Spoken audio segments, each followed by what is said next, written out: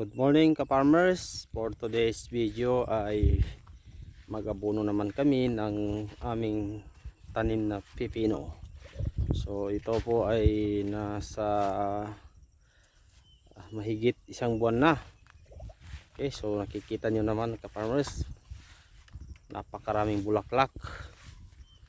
So ang ginagamit po namin dito ay Yara Nitribor, Yara Winner at saka Yara Tropico. So tatlong klase na Yara po ang ina-apply po namin ngayon.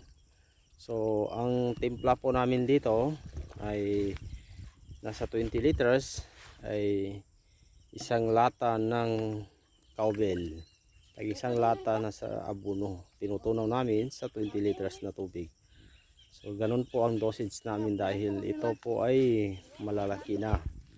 May bunga na po siya na maliliit. So yan po ang update po sa aming tanim na cucumber farmers. So thank you.